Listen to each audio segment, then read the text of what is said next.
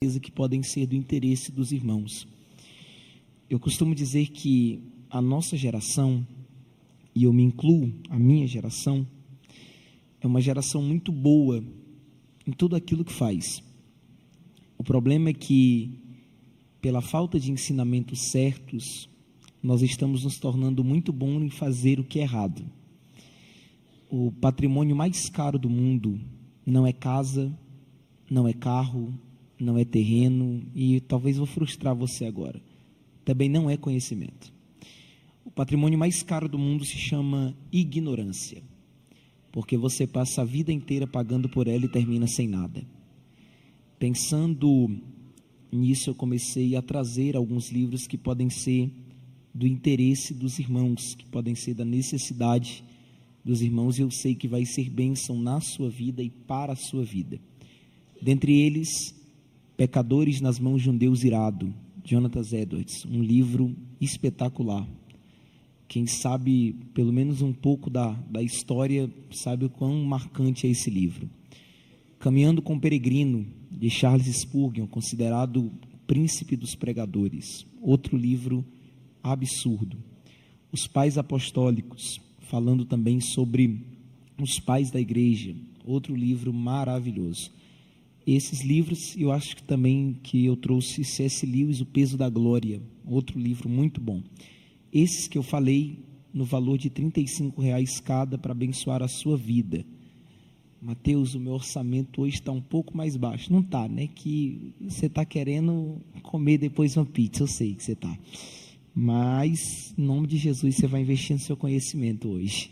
Mas, enfim, eu trouxe também O Poder da Oração Transformadora, que vai te ensinar um pouco sobre a oração. E eu trouxe um, irmão, que sempre tem alguém que se encaixa nesse livro. Não sei porquê, mas sempre tem alguém dentro da igreja que se encaixa nele.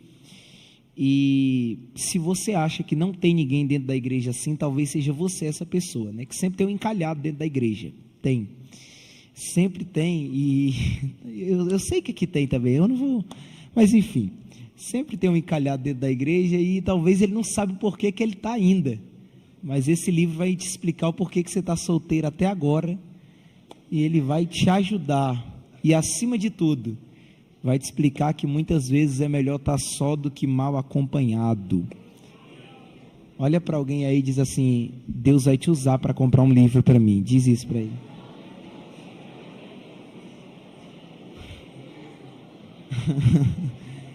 Irmãos, eu trouxe também alguns cones trufados. Não engorda, quem é feio fica bonito e quem está encalhado casa no mesmo ano. É muito forte. Se tu comprar o livro do encalhado e o cone, então, aí o mistério é por completo. É algo muito forte. Então, no final do culto eu vou estar vendendo lá, tá bom? E em nome de Jesus, abençoa minha vida, irmão. Porque a mochila está pesada, está doendo minhas costas, tá bom? Deus abençoe. Gente, eu vou pedir a atenção de vocês, principalmente nos primeiros 10 minutos. Como é a introdução, eu começo lento, quase parando, mas depois eu vou pegando o ritmo. O texto que nós acompanhamos, no capítulo de número 24, ele é chamado de o discurso apocalíptico de Jesus, pois ele fala abertamente de temas escatológicos, ou seja, relacionados com o fim da história humana, tal como a conhecemos. Até hoje, esse tema, esse texto do capítulo de número 24 do livro de Mateus tem gerado embates e conflitos, principalmente entre os pré- e pós-tribulacionistas. Jesus estava assentado no Monte das Oliveiras, o local exato onde o profeta Zacarias predissera que o Messias estaria quando viesse para estabelecer o seu reino. Esse era um local completamente apropriado para os discípulos perguntarem a Jesus a respeito de quando ele viria com poder para estabelecer o seu reino, de quando ele viria e o que os discípulos poderiam esperar. A resposta de Jesus vem enfatizando os eventos que aconteceriam antes do fim desta era. Ele ressaltou que os discípulos deveriam se preocupar menos em saber a data exata e mais em estar preparados para o dia da sua vinda, vivendo constantemente de acordo com a maneira que o Pai queria que eles vivessem, de modo que estivessem prontos para a vinda de Jesus a qualquer momento. O que Cristo diz aos seus discípulos tende mais a despertar a sua precaução do que a satisfazer a sua curiosidade. Jesus não fala para tirar a curiosidade dos discípulos. Jesus fala para fazer eles ficarem atentos, para fazerem eles ficarem alertas, para prepará-los para os eventos que iriam acontecer, e não para lhes dar uma ideia de mostrar para eles os próprios eventos. Este é um conhecimento que todos nós deveríamos obter, todos nós deveríamos entender um pouco, para estarmos em alerta também, para ficarmos atentos também. Perceba que Jesus está ensinando aos seus discípulos com um propósito, e o propósito é alertar os discípulos do que eles poderiam esperar e se desapegarem do mundo, no qual todas essas tristezas e outras ainda maiores serão experimentadas. Vale lembrar também que os efeitos desses versículos, dessas falas de Jesus, não é frear, segurar, parar, estagnar o entusiasmo pelo retorno de sua vinda, mas é advertir contra os falsos requerentes e a expectativa prematura baseada em sinais mal interpretados. É necessário, gente, um cuidado muito grande no que se refere ao uso das Escrituras. É necessário um cuidado muito grande em relação à palavra de Deus, porque texto fora de contexto sempre virará pretexto para a heresia. E o próprio Jesus, sabendo que entender ao certo essas coisas não é fácil, ele tratou de dar uma aula aos discípulos. Perceba que os discípulos perguntam a Jesus quais seriam os sinais de sua vinda e do fim dos tempos. E a primeira resposta de Jesus é: acautelai-vos, calma aí, que ninguém vos engane. E eu acho essa frase de Jesus muito interessante, porque enquanto os discípulos buscavam sinais, Jesus estava mostrando a verdade. Porque quem se impressiona por sinais é levado por qualquer mentira. Quem se impressiona por sinais é levado por qualquer vento de doutrina barata. Os discípulos esperavam ouvir quando essas coisas aconteceriam, e eles esperavam ser aceitos para participar desse segredo. Aí vem Jesus para refrear a curiosidade deles, dizendo: mas vem cá, e o que isso interessa a vocês? Cuidem dos deveres de vocês, sigam-me e não se tornem escravos, amantes de sinais. Não espere o momento certo para estar preparado, mas estejam preparados em todos os momentos. Ao invés de se concentrarem no que vai acontecer, se concentrem em ser e fazer independente do que acontecer.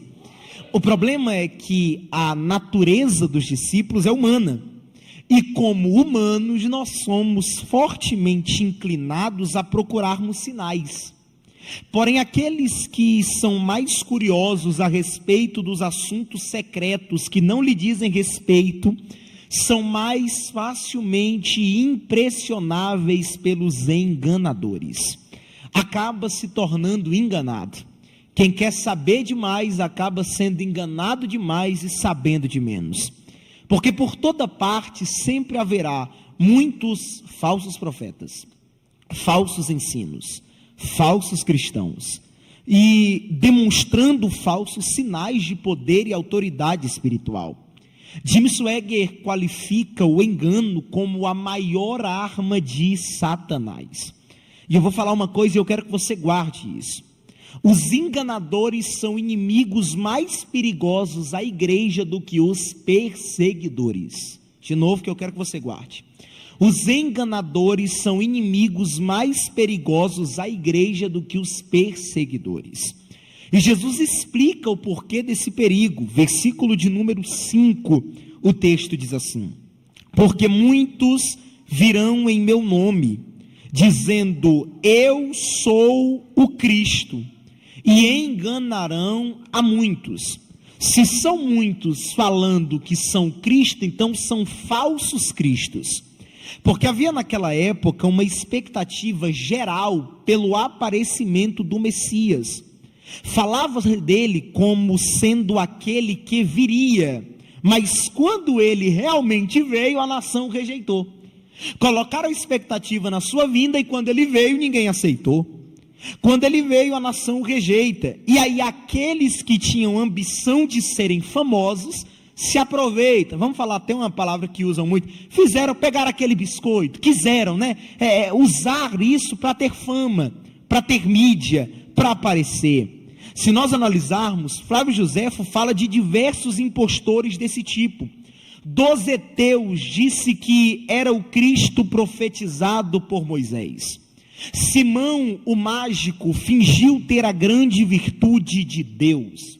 Nos anos posteriores, houve pessoas que fingiram como ele. Um deles, há cerca de 100 anos depois de Cristo, chamava a si mesmo de Bar-Kochobas, que quer dizer filho de uma estrela, mas na verdade era Bar-Cosba, que quer dizer filho de uma mentira.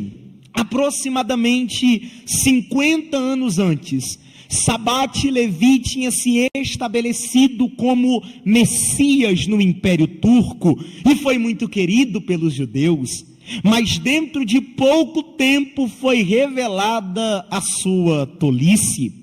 Há alguns anos atrás, aqui no Brasil, um comediante, o Henri Cristo, ganhou palco na mídia brasileira dizendo que era o Cristo. E se você pesquisar sobre ele na internet, no Wikipédia dá uma definição sobre ele dizendo, ele é um charlatão brasileiro e nada mais do que isso. E lá no versículo de número 11, mais da frente, Jesus vai além dizendo, e surgirão muitos falsos profetas, e enganarão a muitos. Isso é, enganadores que fingiam ter inspiração divina, uma missão imediata e um espírito de profecia, quando na verdade isso era uma farsa, quando na verdade isso era uma mentira. Alguns pensam que os enganadores aqui eram pessoas que tinham se estabelecido em cargos da igreja e até tinham conquistado reputação considerável, mas posteriormente traíram a verdade. E está aí o porquê que Jesus diz que muitos seriam enganados. Porque um falso traidor nas tropas pode causar mais mal do que 1000 arqui-inimigos de fora. Porque eles não estão longe, gente, eles estão perto, e às vezes até do nosso lado, dando glória a Deus disfarçado, dando aleluia disfarçado, dizendo que são nossos irmãos em Cristo, mas na verdade aos poucos estão querendo implantar as suas filosofias dentro da igreja. Alguns se apropriam da sua presença, da presença espiritual de Cristo, em benefício de um grupo ou de uma crença, como se tivessem o monopólio de Cristo e do cristianismo.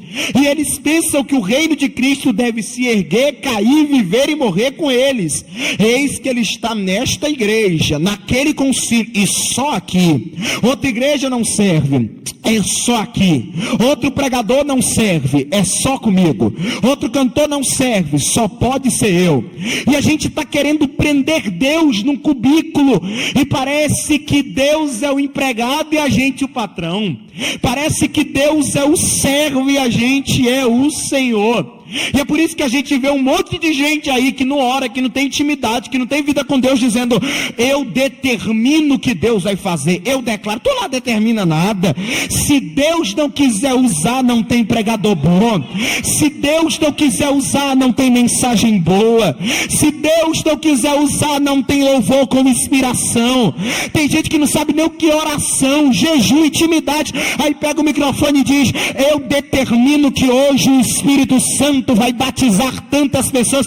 E é tu que marca a agenda do Espírito Santo, por acaso? Ele sopra onde quer, faz o que quer, e ele não recebe ordens. Então não é possível generalizar ele dizendo: ele só está aqui ou ele só está ali, porque um dos nomes dele é onipresente.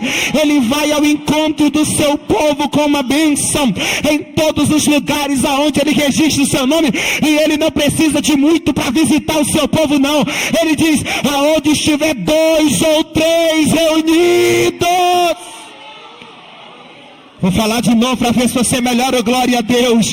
Ele não precisa de muito para visitar a igreja. Ele não precisa de muito para visitar o setor. Ele não precisa de muito para visitar o Madeb. Ele não precisa de muito para visitar o Creio. Ele diz: aonde estiver 2 ou 3 reunidos em meu nome, aí estou eu no meio dele. Você pode olhar para alguém que está do seu lado, olha para ele, olha para ela e diga: eu estou reunido no nome dele. Você também está? Você também está? Se juntar eu e você, já somos 2. Se juntar mais alguém do lado, é 3. Então ele já está presente aqui no ambiente.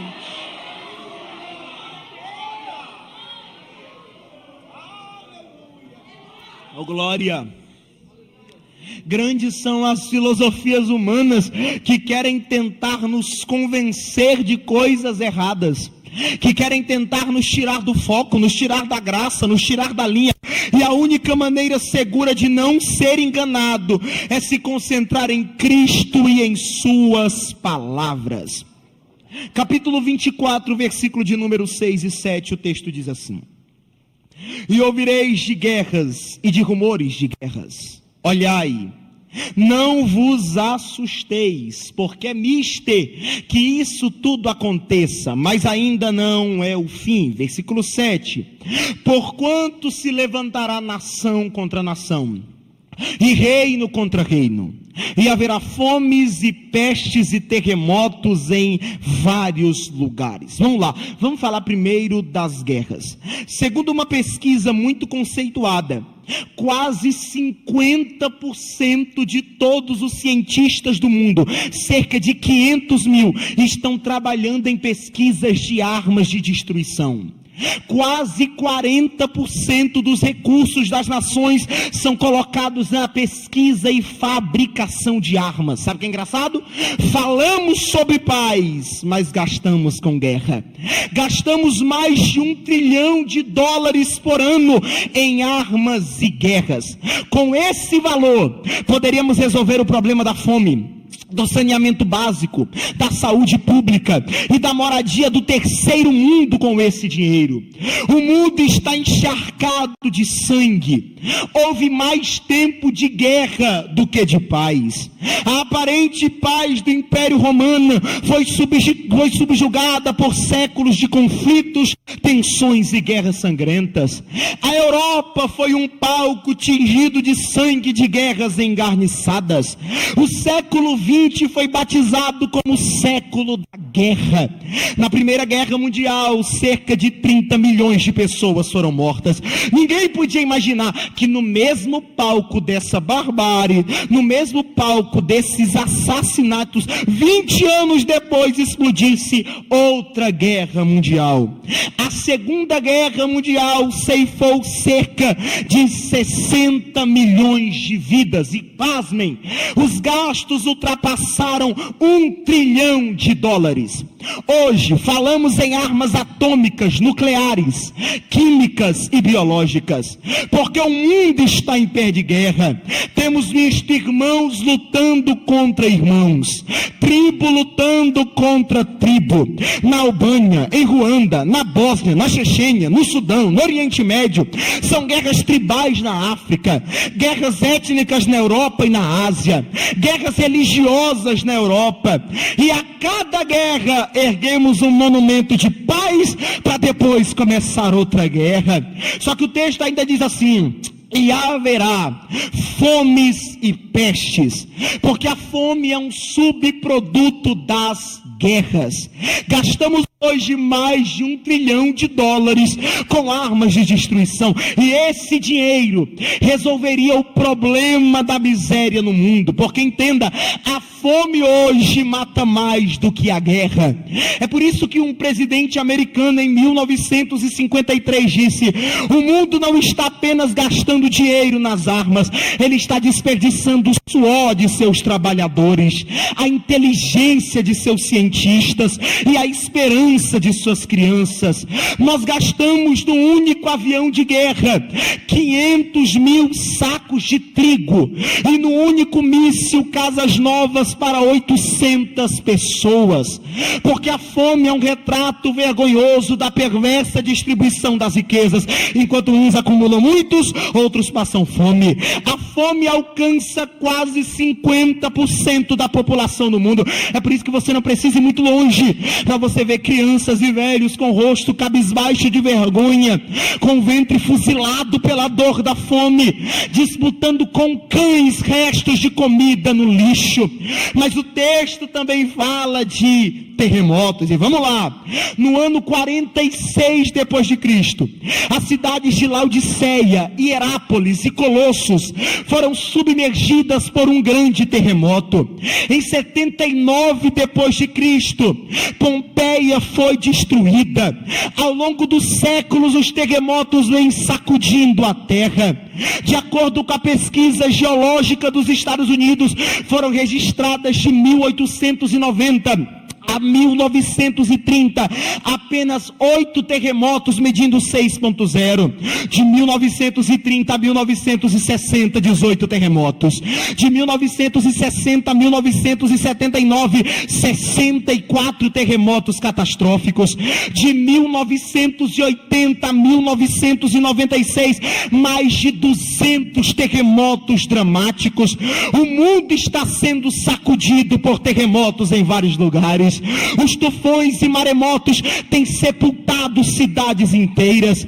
Desde o ano 79 depois de Cristo, no século I, quando a cidade de Pompeia, na Itália, foi sepultada pelas cinzas, porque o mundo vem sendo sacudido por terremotos, maremotos, furacões e tempestades. Em 1755, por volta de 60 mil pessoas morreram por causa de um terrível terremoto em Lisboa. Em 1906, um avassalador terremoto destruiu a cidade de São Francisco, na Califórnia, e eu poderia te dar uma longa lista falando sobre isso. Só que entenda, se isso já é complicado, agora olha esses dados aqui. Só no século XX houve mais terremotos do que em todo o restante da história, porque a natureza está gemendo, entrando em convulsão. O aquecimento do planeta está levando os polos a um derretimento que pode provocar grandes inundações. E Spurgeon faz uma pergunta perturbadora. Spurgeon diz assim: se fomes, pestes e terremotos são apenas o princípio das dores, o que podemos esperar ser o fim? Mas o texto continua dizendo: não é só guerra, não é só fome, não é só terremoto, ainda tem mais coisa. O que? O texto mostra que diz o seguinte: se levantará nação contra nação, perseguição também aumentará. E agora entenda, ao tempo em que foi escrito o Evangelho de Mateus, as perseguições já estavam ocorrendo. Tiago foi morto, Pedro e os demais apóstolos haviam sido forçados a fugir de Jerusalém. Os cristãos eram odiados por toda parte e morriam nas mãos tanto de judeus como dos romanos. Os cristãos eram vistos como classe odiada por causa de suas abominações, por conta dos conceitos que o cristianismo trouxe ao mundo. Hoje em dia, o termo cristão é termo de honra, é termo de alegria, mas na época era termo de opróbrio. As pessoas olhavam e sentiam raiva, e sentiam ódio dos cristãos. Nero assassinou muitos cristãos por métodos desumanos, vestia eles em peles de animais, lançavam feras contra eles e fazia isso no seu jardim, para diversão dos seus amigos. Muitos cristãos foram forçados a combater contra animais ferozes, outros foram crucificados. Imperadores seguiram o exemplo de Nero. As grandes perseguições contra os cristãos se estenderam até o tempo de Constantino. A igreja sofreu durante quase 200 anos as mais severas desumanidades, e até hoje isso acontece, gente. Pode ser que você não enfrente perseguição intensa, mas nessa hora, nesse exato momento, tem cristãos de outras partes do mundo que estão sendo mortos, que estão sendo assassinados brutalmente por defenderem o Evangelho, por defenderem a causa de Cristo. É por isso que quando você está em um culto de missões, por isso que quando você está orando, lembre-se desses servos de Deus que honram as suas vidas lutando pela obra, sendo homens e mulheres nobres na causa de Deus. Entenda que não é porque que você não está sofrendo que alguém não está sofrendo também, porque quando uma parte do corpo de Cristo sofre, todo o corpo sofre. Só que o problema, vai doer agora, mas eu preciso falar, o problema é que hoje nós não estamos preparados para sermos odiados pelo mundo. Nós não estamos preparados para sermos perseguidos pelo mundo. E aí o que é que a gente está fazendo?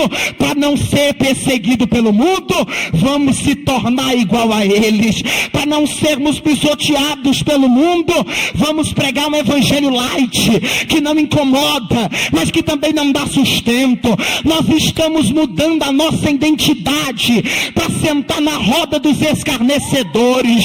Nós estamos mudando o nosso DNA para fazer a vontade da carne. E hoje em dia não dá mais para diferenciar quem é crente e quem não é, até porque todo mundo é crente, todo mundo pode beber, pode fumar, pode trair, pode adulterar, mas o que importa é postar foto no domingo na igreja, até porque o que vale é o coração, né? E a culpa maior não é de quem faz, a culpa maior é de quem ensina. Mas há um alerta de Deus à sua igreja essa noite, e o alerta de Deus é: eu te chamei para ser sal da terra, eu te chamei para ser diferente. Você pode olhar para alguém que está do seu lado, olha para ele, olha para ela. Se ele estiver dormindo, dá um glória a Deus no ouvido dele e diga: você não foi chamado para ser o sorvete do mundo. Diz isso para ele. Não, irmão, desse jeito ele não acredita não. Diga: você não foi chamado para ser o sorvete do mundo. Você não foi chamado para ser o chocolate do mundo. Você não foi chamado para ser o mel do mundo. Você foi chamado para ser o sal da terra. O sal precisa ser esfregado na carne, e quando o sal é esfregado na carne arde, mas precisa arder, precisa doer, precisa incomodar, mas é igual remédio, até arde, mas cura, até incomoda, mas cura. Quem pode adorar a ele desta...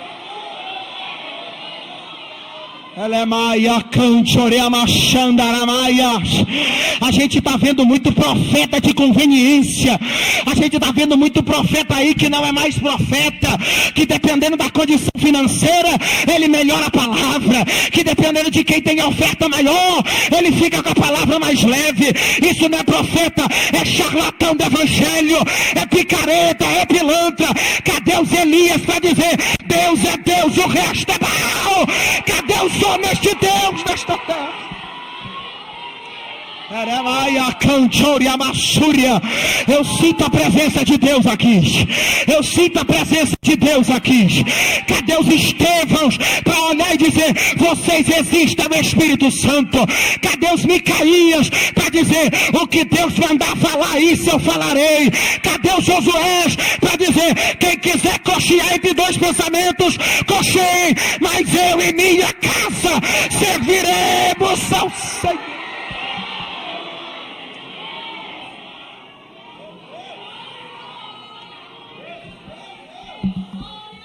Aleluia. É maracalabachandoremaséria. Oh glória. Oh glória. Sabe qual é o nosso maior problema? É que a gente ama dar desculpa. E o problema é que quem é bom em desculpa nunca será bom em mais nada. Vou falar de novo. Quem é bom em desculpa nunca será bom em mais nada. Nós temos a síndrome de Esaú. Lembra de Esaú? Quando quis pegar o guisado de Jacó, Esaú diz: não me dá, mas vai custar a tua primogenitura. Me dá, porque eu estou a ponto de morrer. Me dá, porque se eu não comer do guisado eu morro, porque eu estou com muita fome. Será que não tinha outro alimento mais saudável? Será que não tinha outro alimento que custasse um pouco mais barato do que a primogenitura de Esaú? Remaia, canchoria, masséria. Será que não tinha outro alimento que não fosse menos severo do que o que Esaú estava prestes a comer naquele dia? Mas é que quem é bom em desculpa nunca será bom em mais nada. Pregador, eu ando com as amizades do mundo, mas é porque senão eu vou ficar sozinho na escola e eu não gosto disso. Pregador, não, eu vou para aquela balada, mas eu nem vou beber, nem vou fumar, nem gosto disso. Aquelas músicas que tocam muito alto, eu vou só para fazer companhia. Mas é que por trás dessa tua desculpa tem alguém que não está preparado para dizer não para o guisado de Satanás.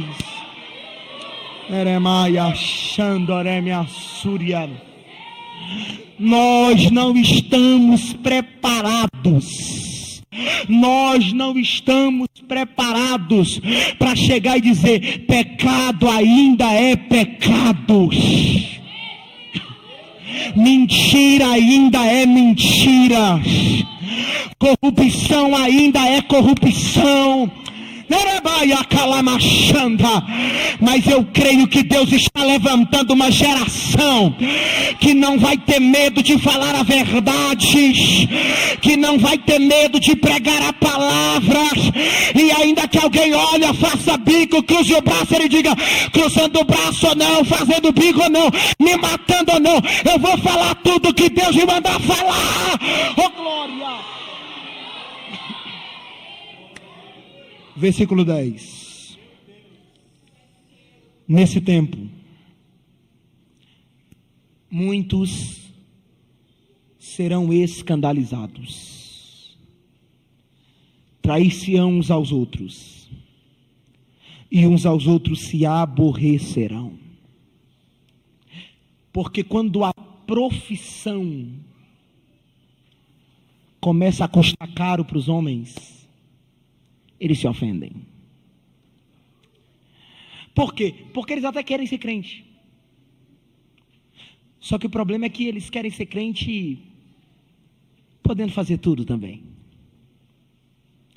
Quando o preço da renúncia for alto, eles olham e dizem: não é bem o que eu queria.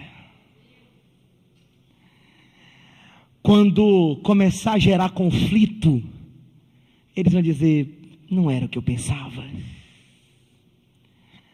E aí eles vão fazer o quê? Vão se afastar de vez. Paulo sempre reclama desses tipos de pessoas que começaram bem, mas foram impedidos por alguma coisa.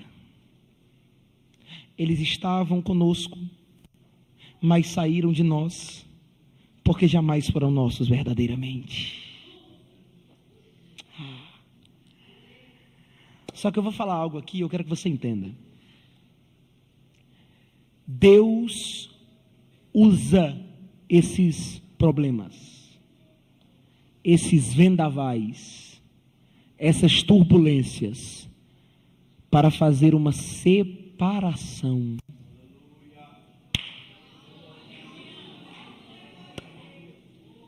Para selecionar quem é e quem não é. É por isso que tempo de perseguição pode ser sim, tempo de dor, tempo difícil, óbvio. Mas também é tempo de descobrimento. Porque é nos tempos de perseguição que os lobos em pele de ovelhas arrancam seu disfarce.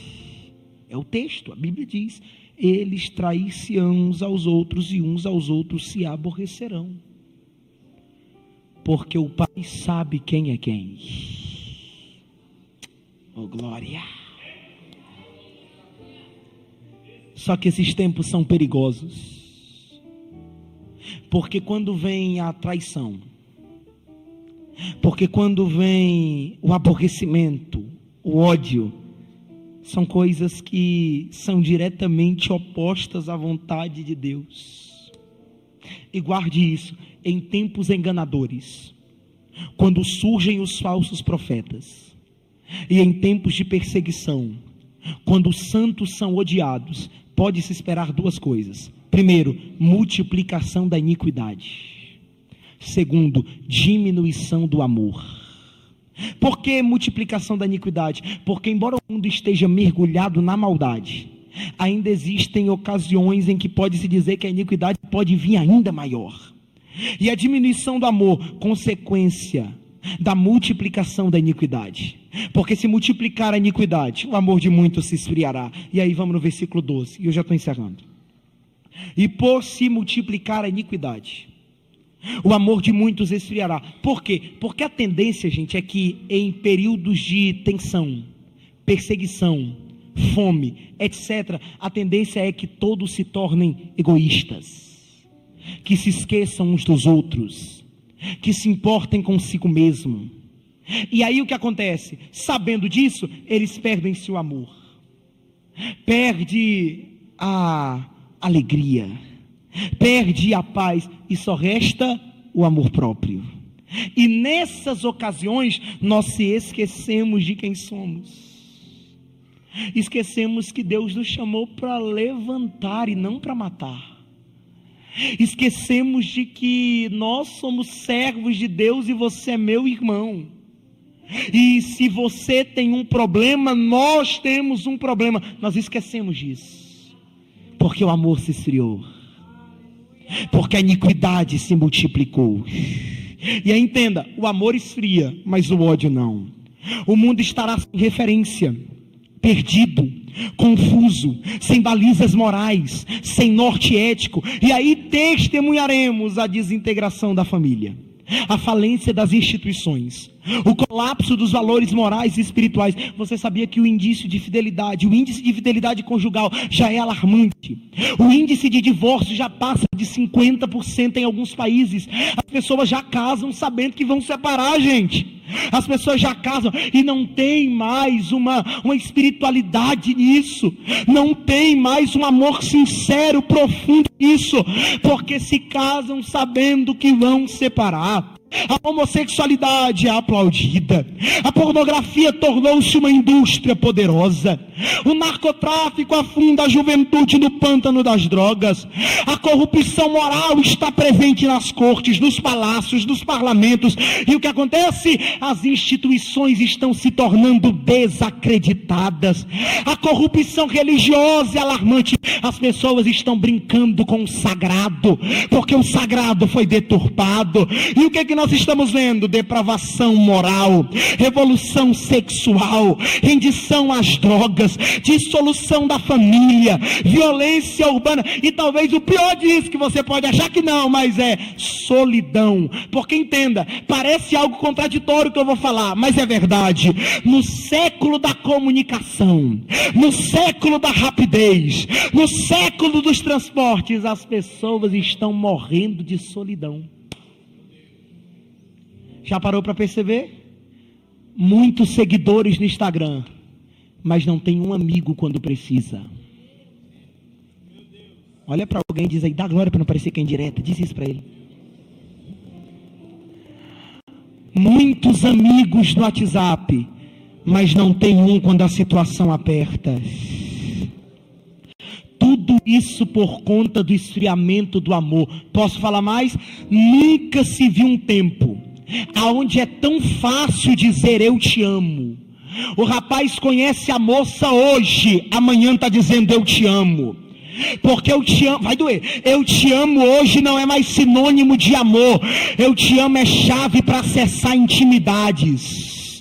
E é engraçado que as pessoas hoje conseguem olhar no nosso olho falando de amor, mas te odiando, falando de amor, mas planejando mal, porque o amor vem se esfriando, e quando a iniquidade abunda, a iniquidade enganadora, perseguidora, o amor esfria. Os cristãos acabam se intimidando, acabam suspeitando uns dos outros, acabam se distanciando, as distâncias se criam, formam-se grupos, e desta maneira o amor resulta em nada.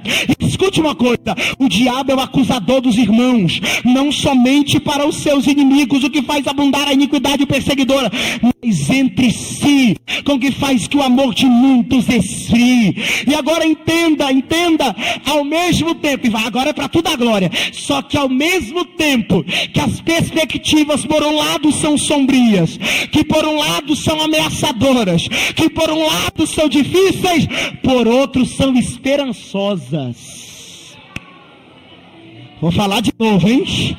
Ao mesmo tempo que por um lado as expectativas são complicadas, se a gente olhar por outro lado, a esperança para a igreja, a esperança para nós. E talvez você pode olhar e dizer, como assim, pregador? Se a maldade de muitos aumentarão, se o amor de muitos esfriarão, como é que dá para ver uma perspectiva boa nisso? E eu te digo simples, leia a frase de novo, e você vai ver a palavra muitos, e não todos. Muitos se tornarão mal, mas não todos. Muitos esfriarão, mas não todos. A iniquidade chegará em muitos, mas não em todos. Por quê? Porque até nos piores tempos, Deus tem os seus remanescentes. Olha para alguém que está do céu, eu sei que é chato, mas olha para alguém aí e diga, você faz parte dos remanescentes de Deus. Você faz parte dos remanescentes de Deus. E agora eu quero ver quem dá glória. A esses remanescentes há uma promessa. E qual é a promessa? Aquele que perseverar até o fim será salvo. Erebaia calamachanda. E sabe o que é incrível?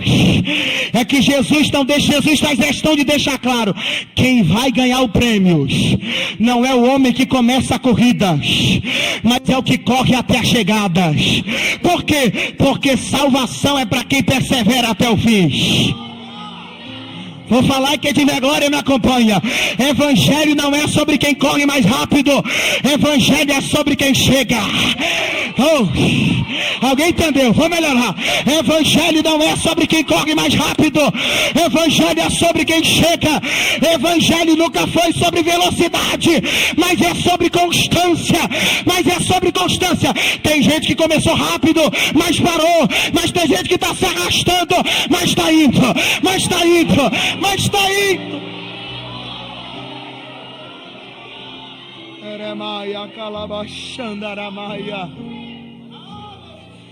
Sabe por que isso é uma esperança para a igreja?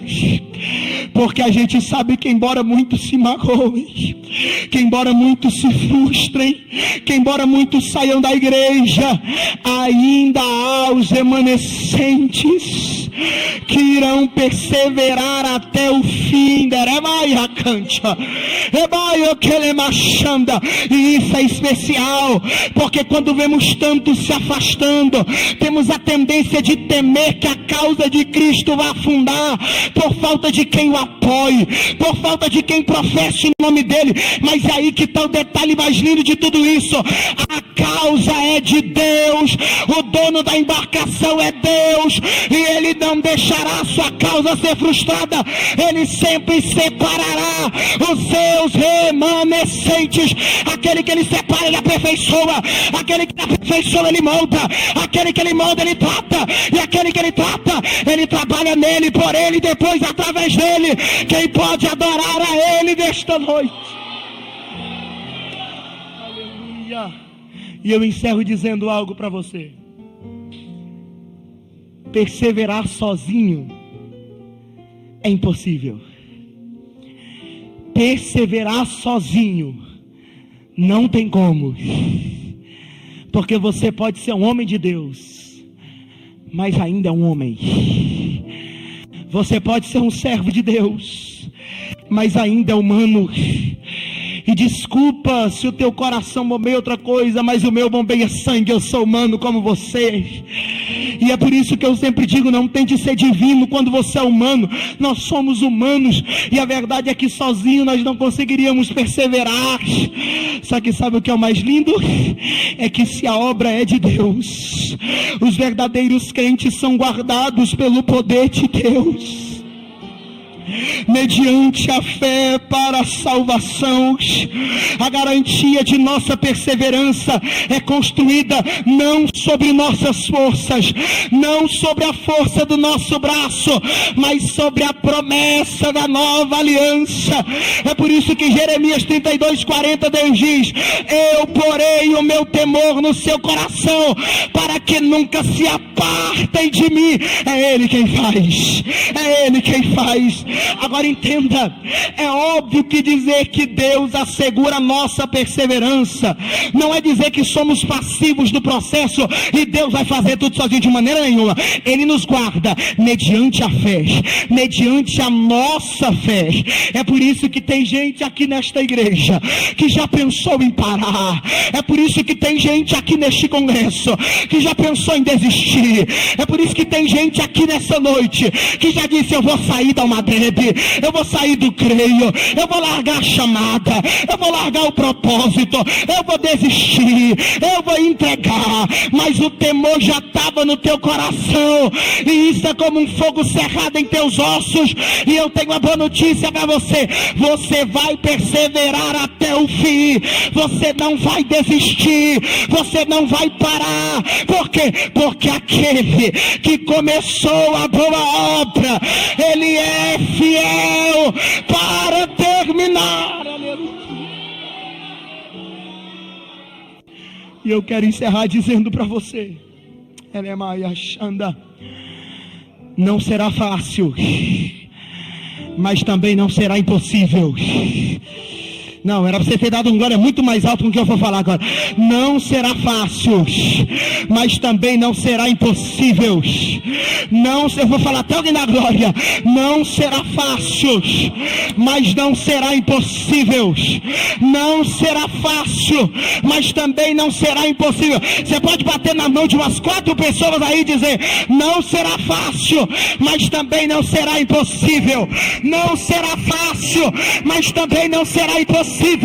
Porque quando você estiver sem forças, Ele vai pegar na tua mão e dizer: vamos junto até o final, vamos junto até o final. Quando você não conseguir orar, o amigo Espírito Santo vai interceder por ti com gemidos inexprimíveis. Quando você estiver fraco, Ele vai usar alguém para dizer: recebe força, recebe graça para continuar. Mas você está proibido de parar. Quem pode adorar a Ele aqui nesta... Com a permissão do pastor, se coloque de pé. Ele é machandaramaia. Ele vai acalamachandaramassuria. Aleluia, Jesus. Ele maia canchoriamassuria. Eu já vou encerrar, mas eu queria que você de pé encurvasse a sua cabeça agora. Deremia calabachanda. O Espírito Santo manda eu falar aqui que é noite de cura para a alma de alguém. Só Deus sabe o quanto esse congresso, o quanto esse culto seria essencial para vocês. Porque tem gente aqui nessa noite que estava prestes a parar. Porque tem gente aqui nessa noite que estava prestes a desistir. Você está fraco, você está sem forças, está difícil a situação, o negócio está complicado, mas o amigo Espírito Santo está aqui nesta noite. E eu tenho uma palavra para liberar sobre a sua vida. Você vai até o fim. Você vai até o fim. Recebe quem quer, mas você vai até o fim. Não por causa das tuas forças, não por causa dos teus esforços, não por causa de quem você é, mas por causa deles. Mas por causa deles. Receba força esta noite. Faz a tua oração agora. Eu vou deixar você fazer a tua oração. Faz a tua oração agora. Seja sincero com Ele. Seja sincero com Ele. Por mim eu parava agora. O cansaço me atingiu e eu desacelerei. Tá parecendo com alguém aqui hoje. O ânimo em mim sumiu e eu parei. Parei pra respirar um pouco e não desisti. Mas mesmo assim, talvez você está dizendo, ó, por mim eu parava agora. Meu coração entrou em alerta, ficou exausto. Eu sinto medo que me aperta e me deixa assustado. Já teria tempos parado.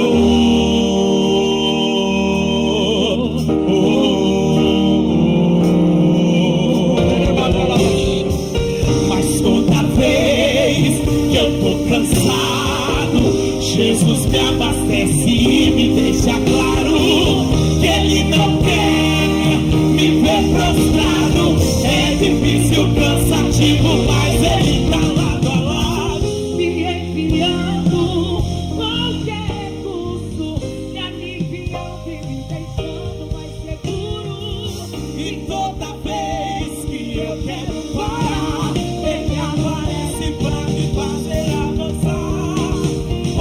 Eu já teria desistido, mas por Ele eu chego lá.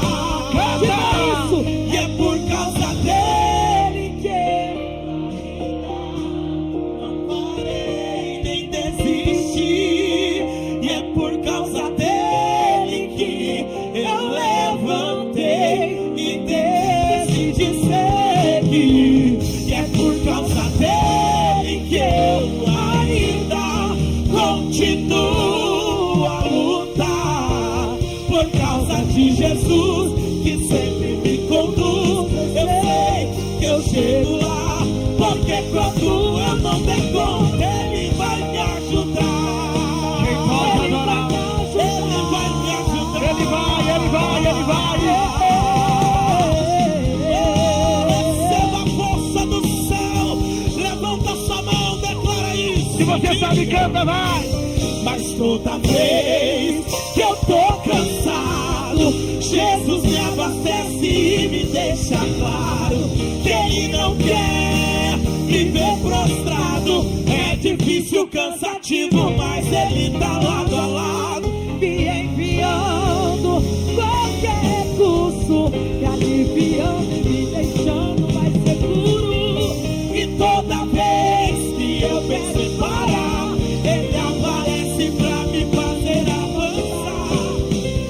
Eu já teria desistido, mas por Ele eu chego lá. É por causa dele que eu ainda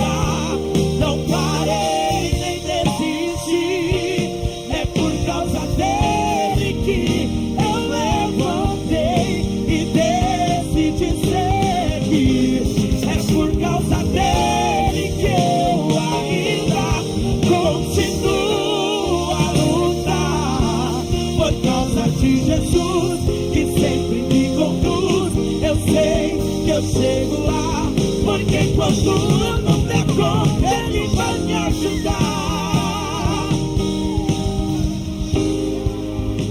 Você pode adorar.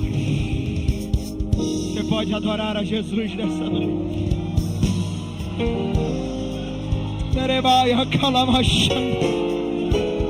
Se você tiver glória, libere glória. Se você tiver aleluia, libere aleluia.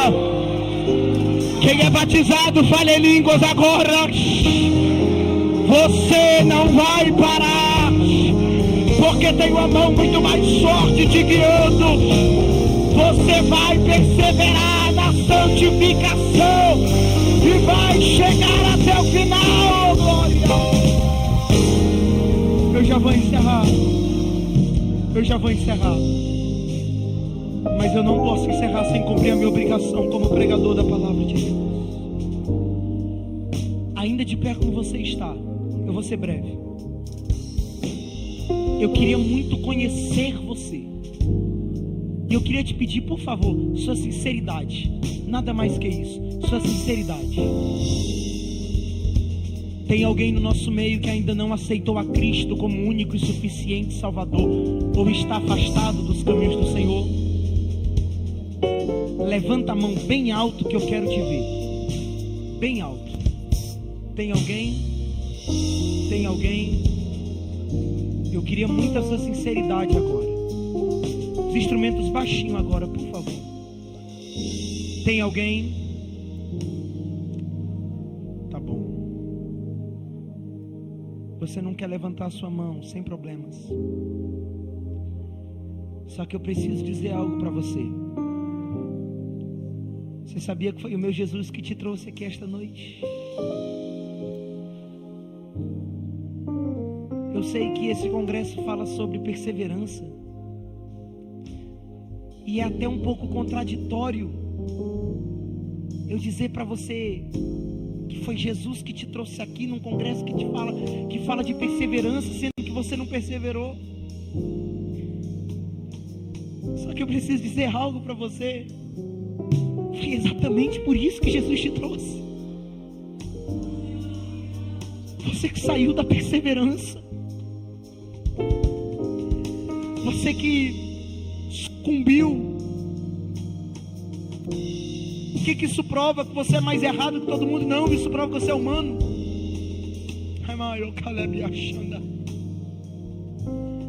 Isso prova que sozinho você não deu conta. Você decidiu sair de casa. Só que eu preciso dizer algo para você. A maior besteira da sua vida foi essa. Tentar viver uma vida sozinho. Porque o mundo é complicado demais para tentar viver sozinho. Porque as coisas são pesadas demais para tentar enfrentar sozinho. Sabe o que faz esses jovens cantarem, louvarem? Não é que eles não têm problemas, não, eles têm. Não é que eles não enfrentam dores, não enfrentam. Mas é porque tem alguém do lado deles que está dizendo: eu te dou força quando você estiver fraco. Eu saro a tua alma quando você estiver ferido. Eu te alegro quando você estiver triste.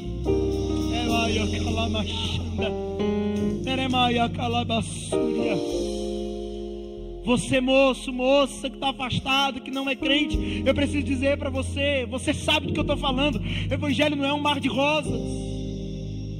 Tem vezes que essas pessoas que estão aqui não querem cantar, não querem pregar. Eu mesmo tem vezes que não quero pregar. Mas a graça vem, nos levanta e diz: eu sou contigo, independente desses momentos. E Ele é tão fiel, Ele é tão maravilhoso, que Ele te trouxe aqui essa noite para dizer: você errou, você falhou, você saiu de casa, mas a minha graça tem a medida do teu coração. mas a minha graça ainda que te levantar. Sozinho você não dá conta. E não adianta, porque farmácia não vende remédio para a alma. Eu digo isso sempre. Porque hospital não dá injeção para a alma. Você pode se dopar e quando você acordar, a tua alma ainda está ferida. Mas o Jesus que cura almas, o Jesus que sara os corações, te trouxe aqui nesta noite para dizer: volta para o lugar de onde você nunca deveria ter saído. Cadê você, moço e moça que quer aceitar e voltar para Jesus? Eu sei que tem gente aqui nessa noite. Tem pelo menos um rapaz e uma moça que precisam voltar. Você já sabe que eu estou falando com você. O Espírito Santo já falou com você. E a Bíblia diz: se ouvirdes a voz do Espírito Santo, não endureçais o vosso coração. Você sabe. Sabe que o teu lugar é aqui. Sabe que o teu lugar é dentro de casa. Você sabe que não dá mais para ficar longe dele. E ele está te chamando. Eu queria que a igreja fizesse papel de igreja. Se você está do lado de alguém que não é crente ou que está afastado, toca no ombro dele, no ombro dela. Não deixe ele desconfortável, não obrigue ele, mas diga para ele, diga para ela: se você quiser, eu vou lá com você. Diga isso para ele. Diga isso para ela: se você quiser, eu vou lá com você. Há um convite da graça, e você sabe que o meu Jesus está te chamando. Ô moça, você sabe que o meu Jesus está te chamando. Você sabe que o teu lugar é aqui dentro. Corre para cá. Corre para cá. Porque ele quer mudar a tua história hoje. Ah, não. Se você puder melhorar esse glória. Foi por causa dele que eu não parei. Foi por causa dele que eu não desisti. É por causa dele que eu estou